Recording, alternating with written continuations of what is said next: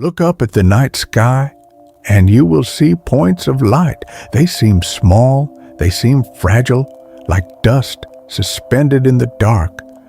But this is an illusion of distance.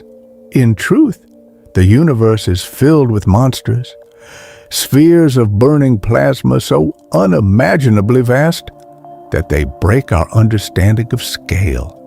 Consider a star so large that if you placed it at the center of our solar system, it would swallow Mercury, it would swallow Venus, it would swallow Earth, Mars, Jupiter, and Saturn would all vanish beneath its surface. Light itself, the fastest thing in the universe, would take hours just to cross from one side to the other. This is not science fiction.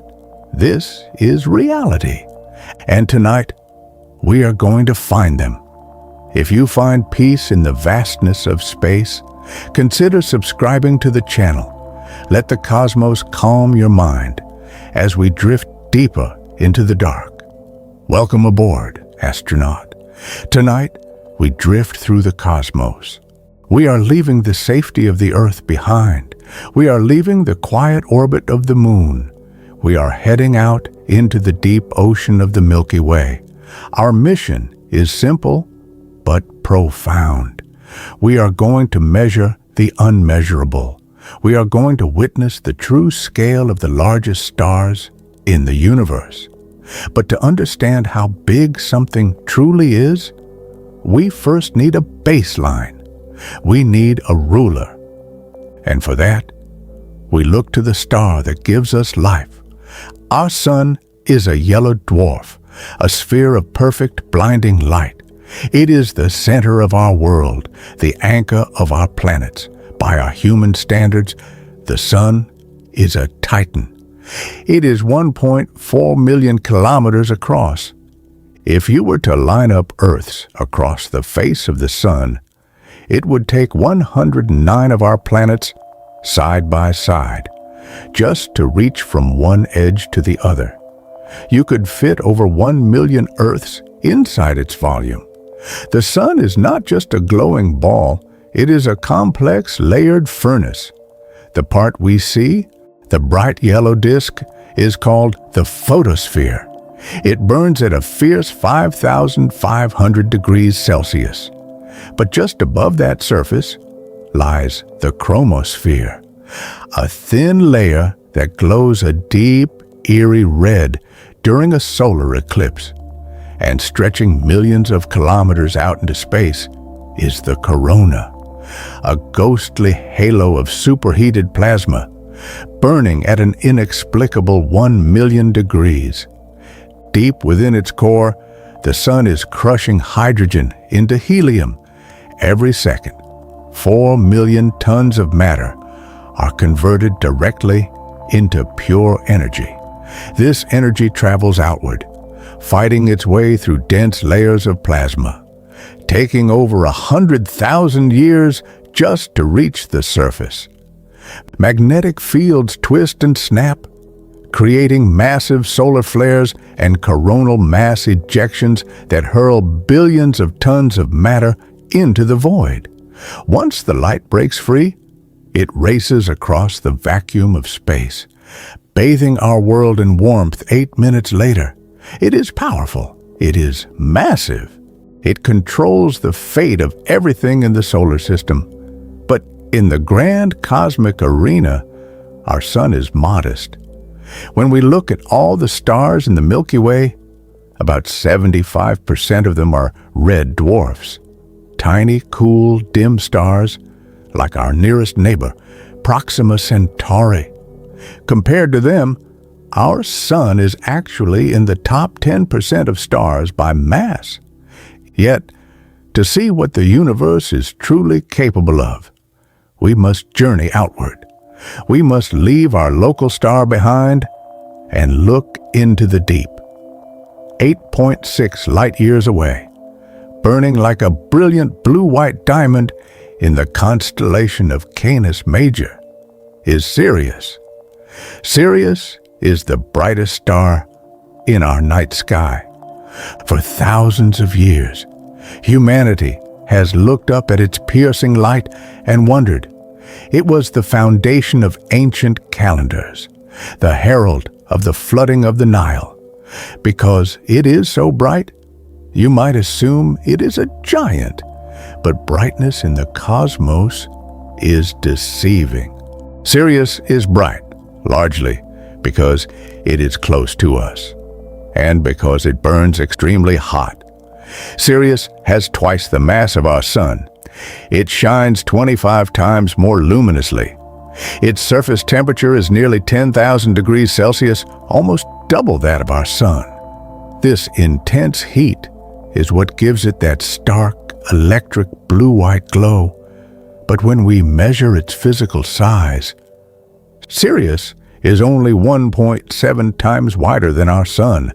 It is slightly larger, slightly heavier, and much, much hotter, but it is not a giant.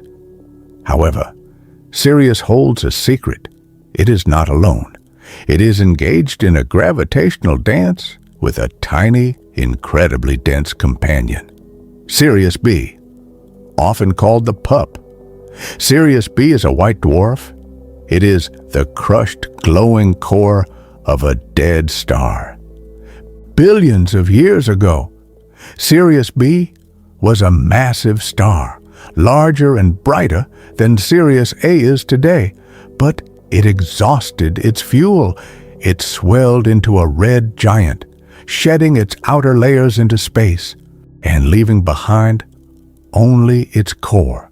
Today, Sirius B is roughly the size of the Earth, but it contains the mass of our entire Sun. It is so dense that a single teaspoon of its matter would weigh over 5 tons on Earth. It is held up against the crushing force of its own gravity, only by electron degeneracy pressure. The physical resistance of electrons refusing to be squeezed any closer together. The two stars orbit each other every 50 years, a brilliant blue-white diamond and a dense, dying ember, a quiet reminder of what our own Sun will one day become. It teaches us an important lesson as we move forward. How bright a star appears does not tell you how large it truly is. To find the true giants, we must look for the stars that have begun to die. 34 light-years away, we find Pollux, the brightest star in the constellation of Gemini. Pollux is different. It does not burn with the fierce white heat of Sirius. It glows with a softer, deeper color, an orange hue. Pollux is an orange giant. It is 9 times the radius of our Sun. If placed in our solar system, it would fill a significant portion of the inner space, though it would not quite reach the orbit of Mercury. Further out, 37 light-years from Earth, is Arcturus, the brightest star in the northern celestial hemisphere. Arcturus is even larger. It spans 25 times the radius of our Sun. Why are these stars so large? Because they are aging. Stars spend most of their lives in a delicate balance. Gravity pulls inward, trying to crush the star. Nuclear fusion pushes outward, trying to blow the star apart. When a star like Pollux or Arcturus begins to run out of hydrogen fuel in its core, this balance is broken. The core contracts, heating up tremendously. This intense heat pushes on a shell of hydrogen just outside the core, igniting it. This new, fierce fusion pushes on the outer layers of the star, forcing them to expand. The star swells like a balloon. Deep inside, the core temperature eventually reaches 100 million degrees. At this precise moment, something spectacular happens. The helium flash, a sudden runaway fusion event where the star begins fusing helium into carbon. In a matter of minutes, this flash releases more energy than an entire galaxy, though the outward layers absorb the shock, keeping it hidden from the universe. As the outer layers push further away from the hot core, they cool down. This cooling changes their color from white or yellow to deep orange and red. If you could fly a ship close to the surface of Arcturus, you would see a very different star than our sun. You would not see small boiling granules. You would see massive convection cells, giant bubbles of hot plasma, some as large as the Earth, slowly rising, cooling, and sinking back down into the depths, and the outer atmosphere would be incredibly thin, almost like a red-hot vacuum. Pollux and Arcturus are looking into the future. Billions of years from now, our own sun will undergo this exact transformation. It will swell into a giant, but 25 solar radii is only the beginning. In the constellation of Orion, marking the left foot of the hunter, is Rigel. Rigel is a blue supergiant, and it is a monster of a completely different nature. We are no longer looking at stars that are just a few times larger than the sun. Rigel is 79 times the radius of our sun. It is located over 800 light-years away, yet it is one of the brightest stars in our sky.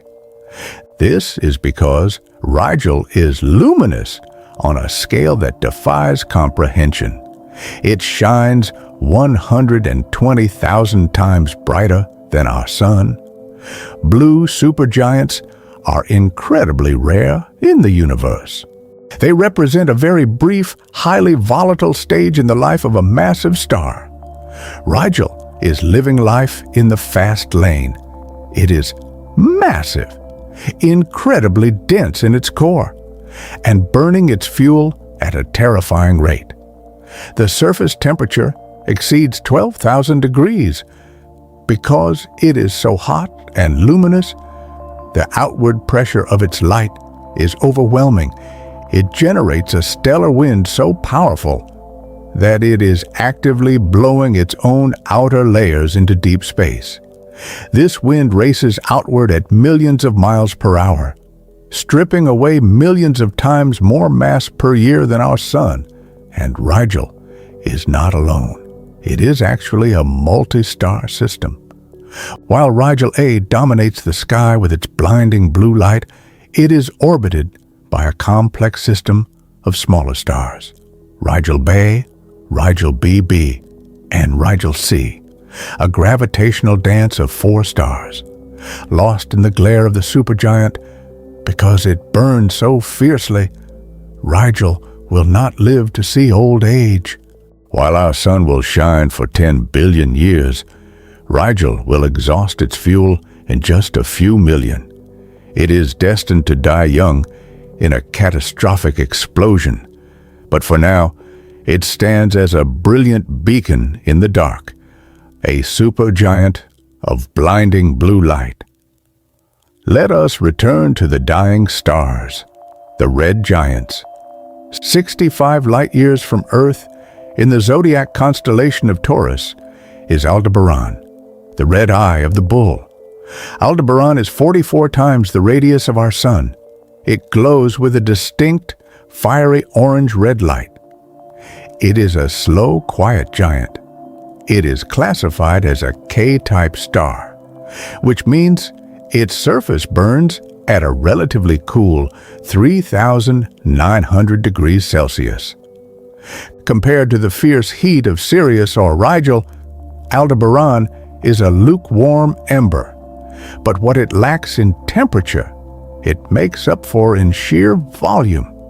In 2015, astronomers confirmed the existence of a planet orbiting Aldebaran, Aldebaran B, a gas giant at least 6 times the mass of Jupiter, circling the bloated star at a distance of roughly 1.5 astronomical units.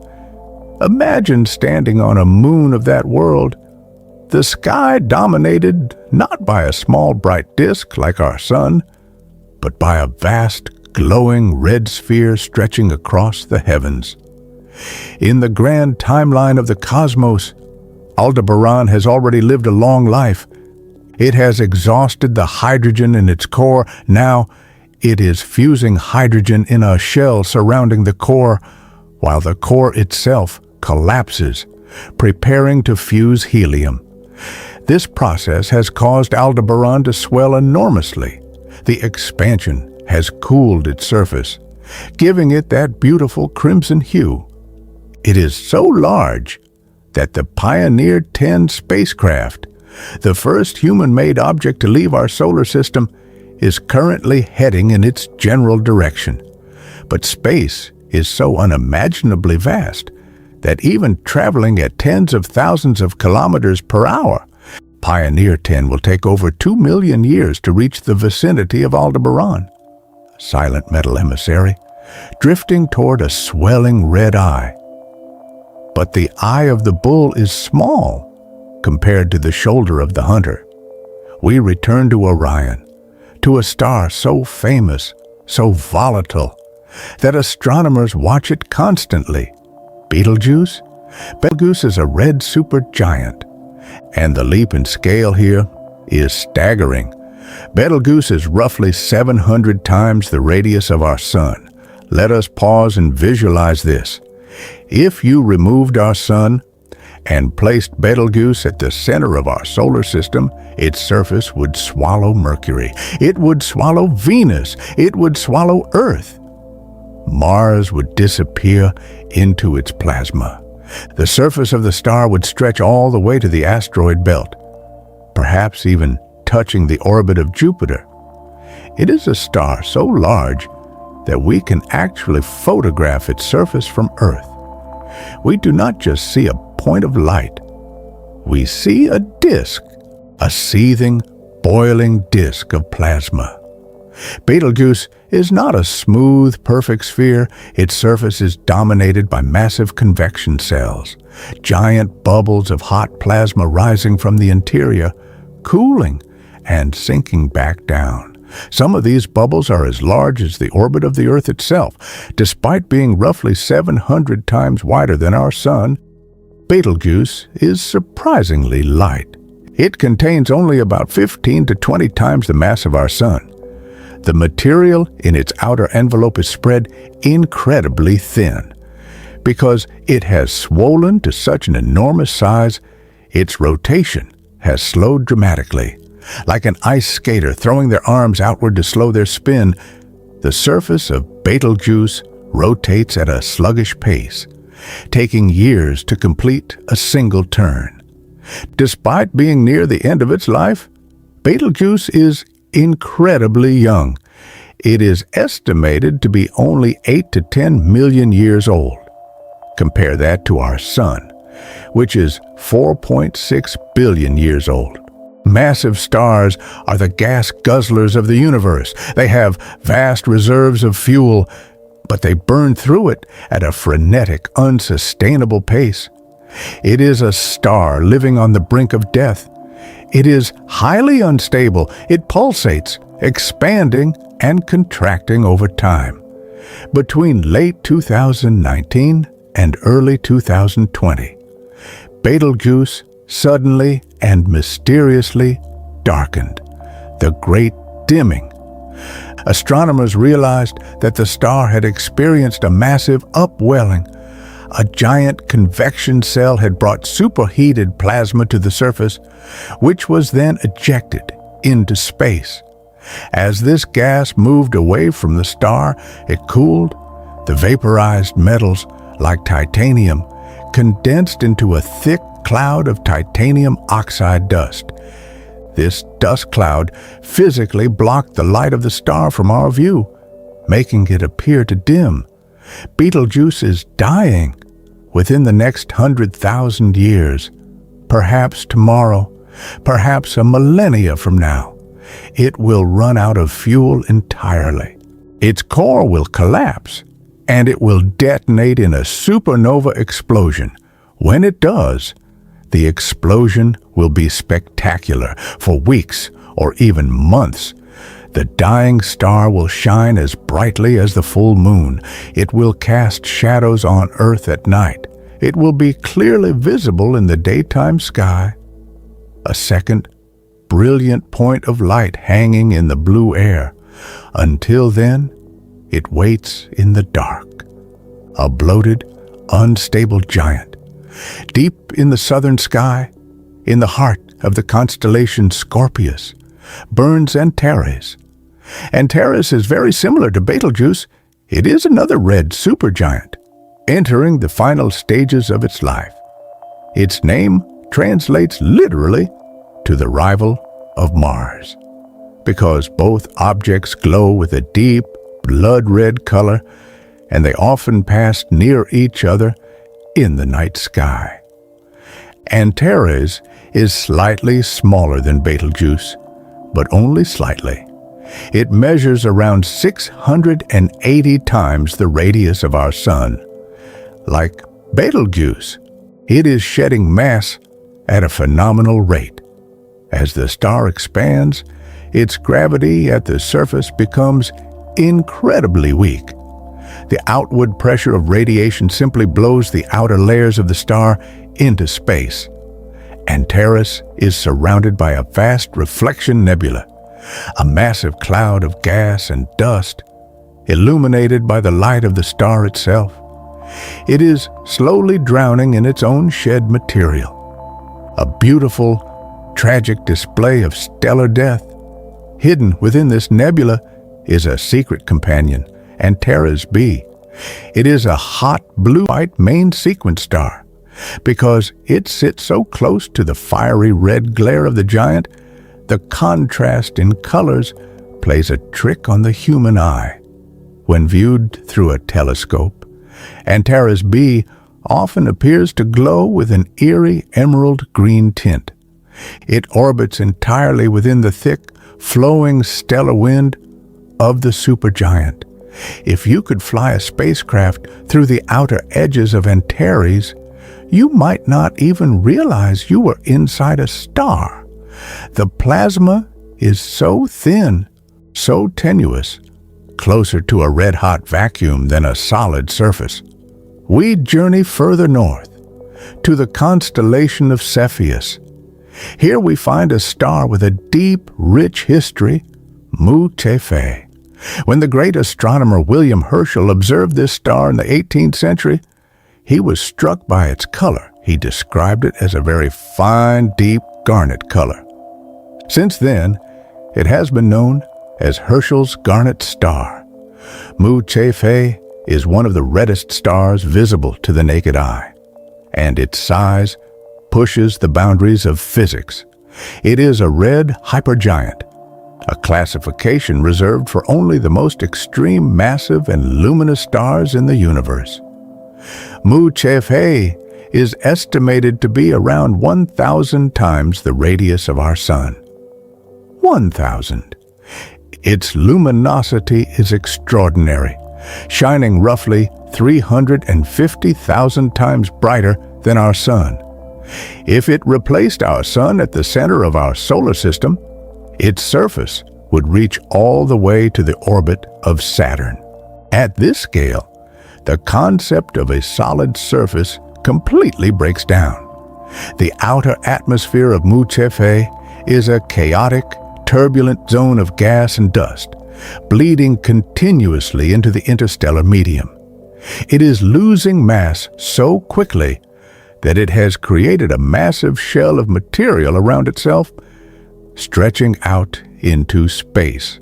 Astronomers believe Mu Cephei is in one of the final stages of its evolution, likely fusing heavier and heavier elements deep in its core. It may have only a few 100,000 years of life remaining, a blink in cosmic time. Inside this giant, heavy elements are being forged: carbon, oxygen, neon, the building blocks of future planets, swirling in a deep garnet fire. But the universe always holds something larger. For many years, astronomers believed they had found the absolute limit of stellar size, a star located deep in the constellation of Canis Major, VY Canis Majoris. This is a red hypergiant of legendary status. It is located about 3,800 light-years away. It was first cataloged in the 19th century, and even then, astronomers knew it was something extraordinary. Its luminosity is staggering, shining roughly 300,000 times brighter than our Sun. Current estimates place its size at around 1,420 solar radii. If you placed VY Canis Majoris at the center of our solar system, its surface would extend far past the orbit of Jupiter. But VY Canis Majoris is not just large, it is violent. The star has ejected so much material that it is completely enshrouded in a complex, asymmetrical nebula. It is hiding behind a veil of its own dust. When astronomers map this nebula using the sharp eye of the Hubble Space Telescope, they do not see a smooth, even expansion. They see complex structures. They see the southwest clump. They see distinct arcs and knots of ejected material. This tells a story of violent localized outbursts. VY Canis Majoris did not just swell gently. It experienced hypernova-like eruptions, blasting enormous chunks of its own surface into space. Its mass loss rate is astonishing. Every single year, VY Canis Majoris loses roughly 30 times the mass of the entire Earth into the void. It is bleeding out. Consider the speed of light. Light travels at nearly 300,000 kilometers per second. It takes light from our Sun 8 minutes to reach Earth.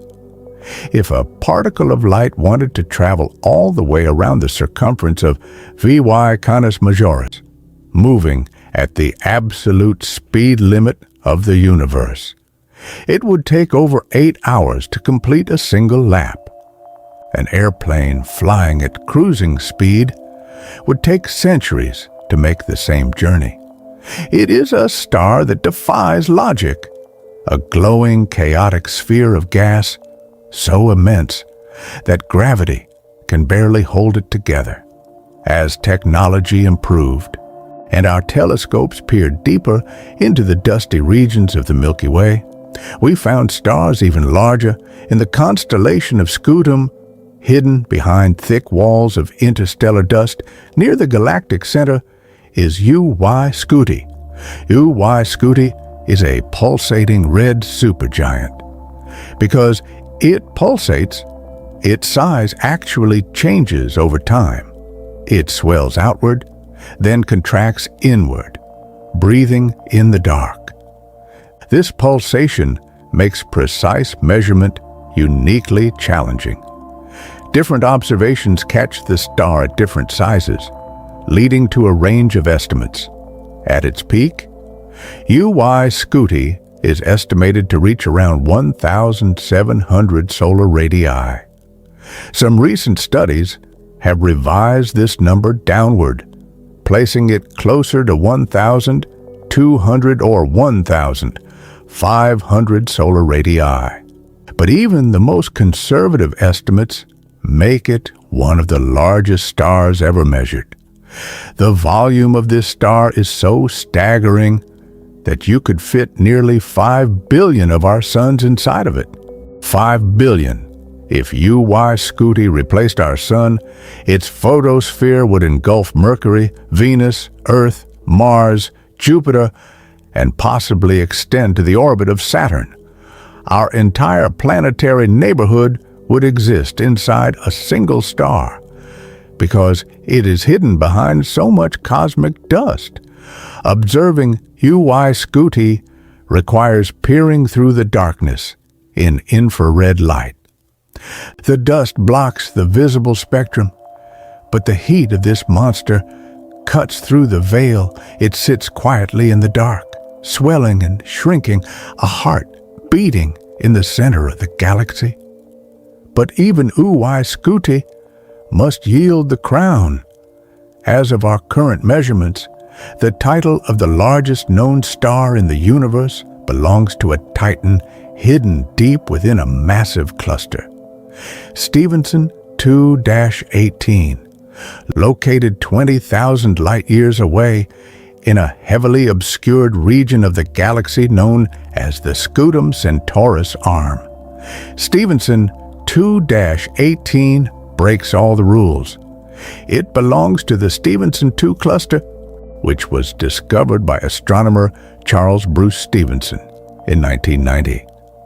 This cluster contains one of the highest concentrations of red supergiants ever found anywhere in the Milky Way, a dark, dusty nursery of cosmic titans. But measuring objects at this distance is incredibly difficult. Parallax measurements, the slight shift of a star's position as the Earth orbits the Sun, become vanishingly small at 20,000 light-years. The thick, interstellar dust forces us to rely entirely on infrared observations.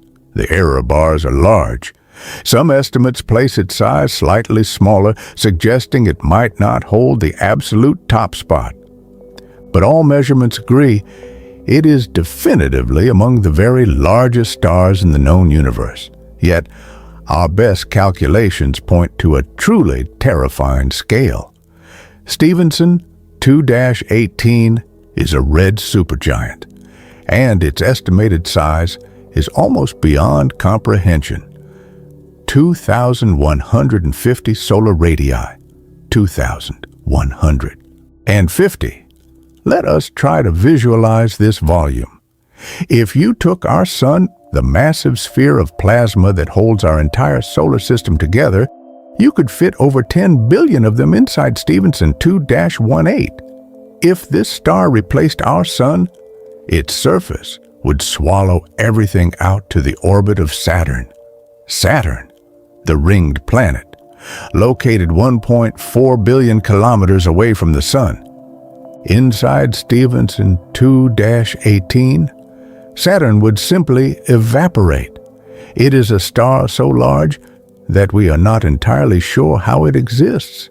It sits at the very edge of theoretical limits for stellar size. If a star were much larger than this, it is believed that the outward pressure would overcome gravity entirely, and the star would simply blow itself apart. Stephenson 2-18 is the absolute pinnacle of cosmic scale. But how do stars grow this large? Why does the universe permit such monsters to exist? The answer lies in a delicate, desperate battle. The battle between gravity and fusion. From the moment a star is born, gravity is trying to crush it. The sheer mass of the star pulls all of its material inward, toward the center. To prevent itself from collapsing, the star must generate pressure. It does this through nuclear fusion. In the extreme heat and density of the core, hydrogen atoms are smashed together to form helium. This process releases a tremendous amount of energy, pushing outward against the crushing weight of gravity. This balance is called hydrostatic equilibrium, and as long as a star has hydrogen in its core, it remains stable. But hydrogen is finite. Eventually, the core runs dry. When the hydrogen fuel is exhausted, the outward pressure drops. Gravity wins. The core begins to collapse inward. As the core collapses, it becomes incredibly dense and incredibly hot. This rising temperature ignites a shell of hydrogen surrounding the core. The sudden, intense heat from this new fusion pushes on the outer layers of the star with massive force. The star has no choice. It must expand. As it swells outward, the outer layers cool down, turning the star red. The star becomes a giant. In the core, Temperatures eventually reach a point where helium can begin to fuse into carbon and oxygen. For massive stars, this is not the end. It is the beginning of a frantic race against time. The star begins to burn in onion-like layers. Each successive fuel burns hotter and faster. The initial hydrogen burning phase may last millions of years. The helium phase may last hundreds of thousands. The carbon burning phase lasts only a few centuries. Neon burns out in just a few years. Oxygen is exhausted in a matter of months. And finally, silicon. Silicon burning is the final desperate breath of the star. It lasts only a few days. With every new element, the core burns hotter and faster, and the outer layers are pushed further and further into space. This expansion, this massive swelling into a red supergiant, is not a sign of strength. It is a sign of desperation. The star is dying. It is consuming its final resources, bloating into the vacuum of space, trying to stave off the inevitable collapse.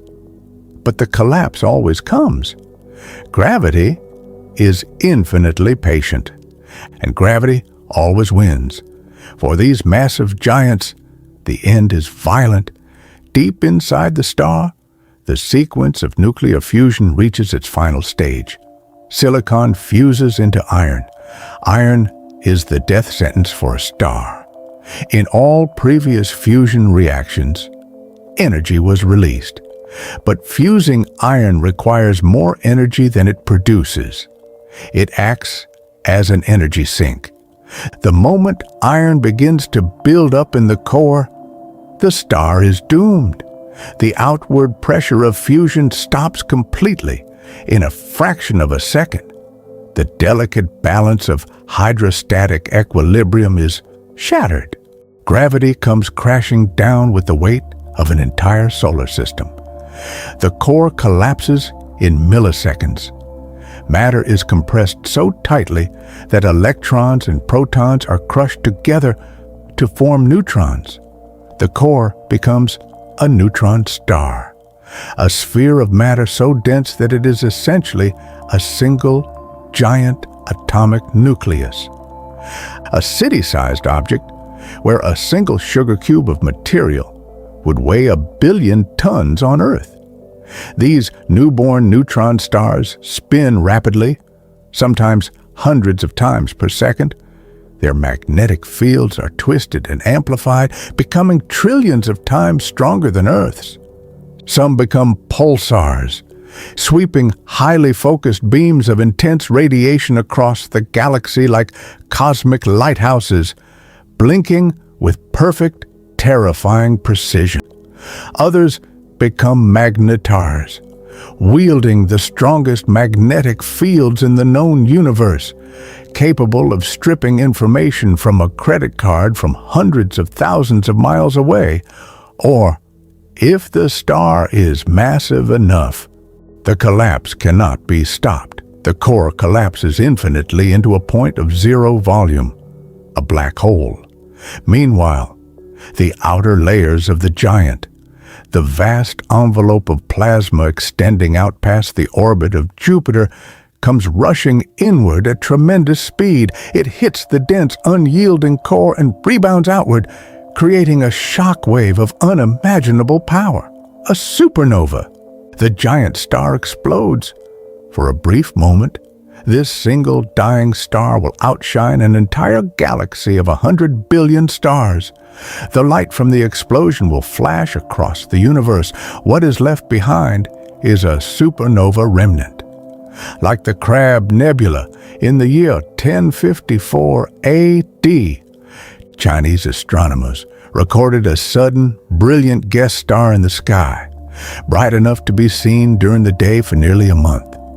Today, we look at that exact spot and see the Crab Nebula, a glowing, violently expanding web of shredded gas racing out into the dark with a spinning pulsar beating at its heart.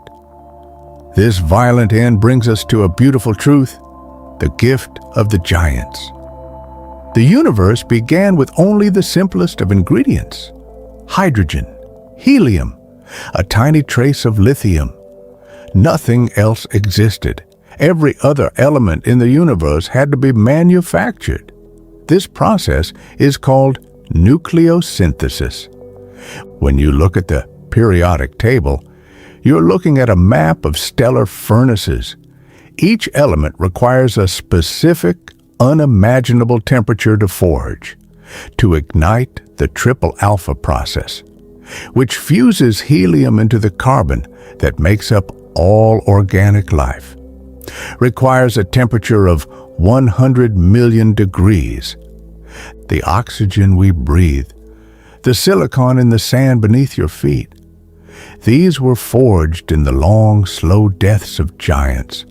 But the heavier elements, the elements that require extreme temperatures and pressures far beyond even the core of a giant, these require something more. They require the catastrophic energy of a supernova explosion, or the violent chaotic merger of two neutron stars. This is known as rapid neutron capture, or the RR process.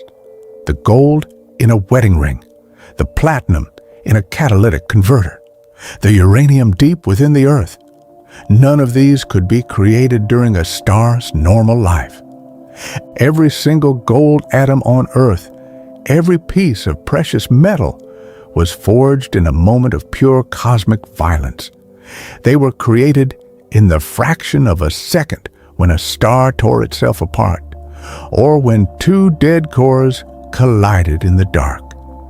The universe is a giant recycling engine. The heavy elements forged inside the star are scattered into the cosmic wind.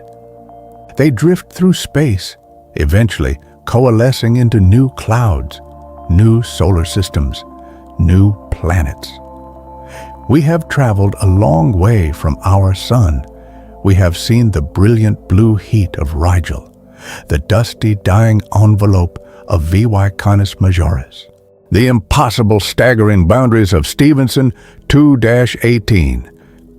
Let us ground ourselves in perspective one last time. Imagine you are standing on the Earth, a solid sphere of rock, 12,000 kilometers wide. Look up at the sun, 109 Earths wide. It commands our sky. It gives us day and night. Now imagine Stephenson 2-18. If you were to walk across the surface of the Earth at a normal human pace, it would take you about 3.5 years to circle the globe. If you could walk across the surface of our sun at that exact same speed, it would take you over 400 years of non-stop walking. If you attempted to walk across the surface of Stephenson 2-18 at that same 3 miles per hour, it would take you over 850,000 years. Even a photon of light racing at 300,000 kilometers per second requires hours just to cross the face of this star. If an airplane were to fly around the surface of our Earth, it would take about 2 days. If that same airplane were to fly around the surface of our sun, it would take over 6 months of continuous flying. If that airplane attempted to fly around the surface of Stephenson 2-18 at the exact same speed, it would not take days. It would not take months. It would take over 1,200 years, centuries of flight, just to circle the star one time. These stars are so vast that they make our entire solar system look like a tiny, fragile marble rolling in the dark. They are physical impossibilities made real by the extreme laws of astrophysics. It is easy to feel small when confronted with this scale. It is easy to feel insignificant. But there is a different way to look at it. You, astronaut, are not separate from these giants. The atoms that make up your body, the calcium in your bones, the iron in your blood, the oxygen in your lungs. None of it was created on Earth. Every single heavy atom in your body was forged inside the core of a massive star. A star like Antares, a star like Betelgeuse. Billions of years ago, these giants lived their lives. They swelled into the dark. They fought their desperate battle against gravity. And when they finally lost, they exploded in spectacular supernovae, scattering their enriched material across the void. That material gathered. It formed a nebula. It formed our sun. It formed the Earth. It formed you. You are not insignificant in the face of these stars. You are their legacy. You are the universe looking back at itself. The giants died so that you could live. Our journey is coming to an end. We are leaving the deep galaxy behind, drifting back through the quiet, cold vacuum of space, past the red hypergiants, past the blue supergiants, past the gentle orange giants that mark the slow passage of stellar time, returning to our small yellow sun, returning to our blue planet, to the world where we can feel the warmth of a single modest star on our skin and know that somewhere out there its siblings burn in silence, some of them 1,000 times wider, some of them on the edge of a spectacular death. The universe is vast. It is filled with fire and gravity. But in this quiet corner, in the soft glow of our own star, you are safe. Let the darkness outside be a comfort, not a fear. It is the same darkness that cradles the giants, and it cradles you too. Mission complete, astronaut. The stars will wait for you. Good night.